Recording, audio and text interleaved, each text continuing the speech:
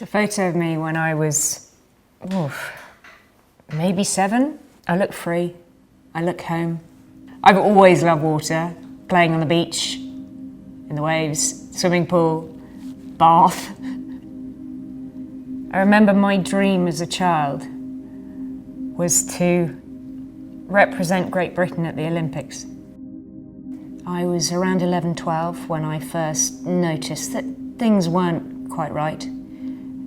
But it wasn't until I was around 26 that I realised it was depression. It crept on so stealthily that I just didn't really notice until things were going very, very wrong. When did you first start self-harming?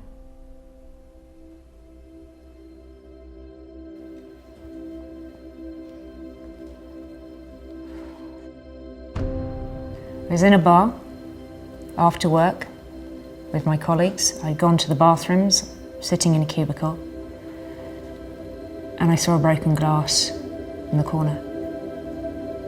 And I picked it up and I started cutting because I wanted to feel something. I wanted to see if I was actually still alive. It made me feel like a freak. It made me feel embarrassed.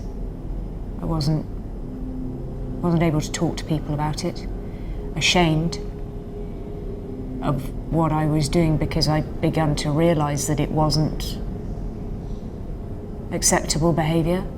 I felt totally isolated, and I had to break that to start getting help. My first ever free dive was probably two, maybe 3 meters.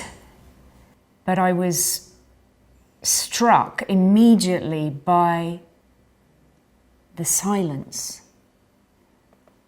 All the everyday noises of sort of the environmental noises around, but also the negative voice of depression, suddenly silenced.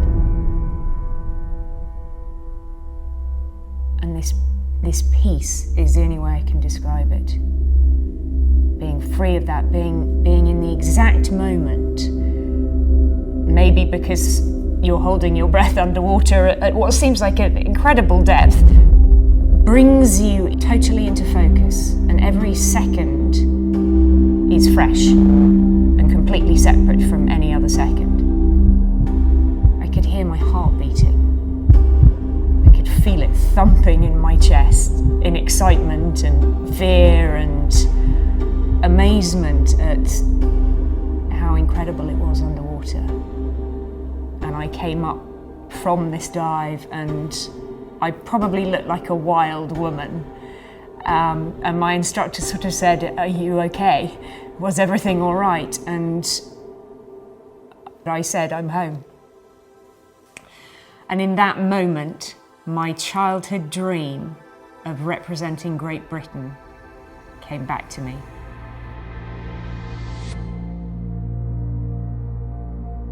This is my monofin dive at the World Championships in Roatan, and I was doing a dive of 71 meters with my monofin, so that's nearly 24 stories down and back up on one breath. I'm free falling, it's getting darker. I'm feeling the water on my hands, I'm feeling it on my face. I have an alarm in my hood that's telling me I'm about to get to the bottom plate. Grab the tag, I've got it. I need to secure it in my hood and then I head back to the surface. But I can't rush. If I rush, I use too much oxygen. My muscles will burn, I will run out of oxygen and then be in trouble. I have to keep a constant pace. I'm beginning to feel the urge to breathe. I keep my kicks constant. I vary between large and small. I know my safety are about to appear and escort me back up to the surface for potentially the most dangerous part of the dive. There are cameramen around. I have to ignore all of that and focus on changing my breath as soon as I break the surface and getting fresh air into my system. I get to the surface.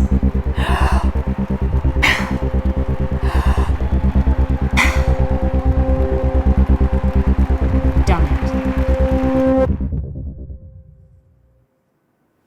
Having completed a successful dive at the World Championships, I was exhilarated to have fulfilled a childhood lifelong dream. I started freediving age 39, just because you might be older. It's never too late. Your negative voice may tell you you're worthless, you're a failure, you shouldn't bother, you're unloved, you're unwanted. Maybe you should cut yourself. Maybe you should end your life. Keep fighting. Because anything is possible. For anyone.